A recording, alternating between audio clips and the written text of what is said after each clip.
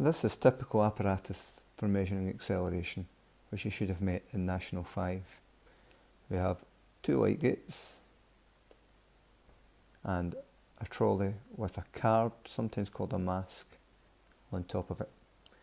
And you set it up so that the card or the mask will cut through the light beams in each light gate. Now at National 5 we might get away with just describing briefly that the 2 light gates measure the velocity and then timer 3 measures the time in between. But high we want to go into that in a wee bit more detail. So what we want is the idea that for measuring acceleration, first of all ensure that the mask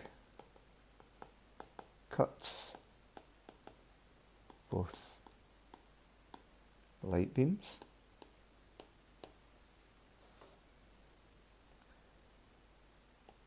timer 1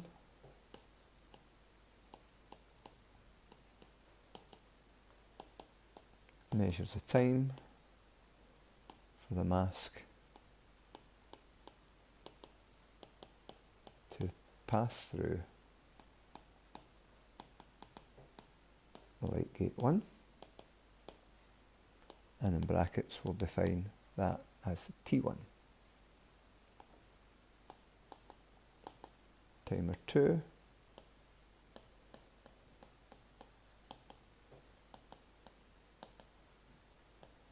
measures the time for the mask to pass through light gate 2. We'll call that T2. And then if we measure the length of the mask,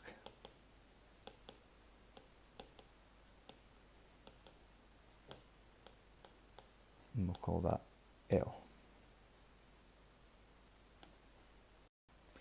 And then we can calculate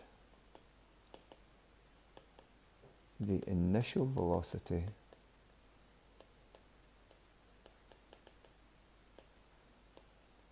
as L divided by T1. So the initial velocity is the time through the first light gate.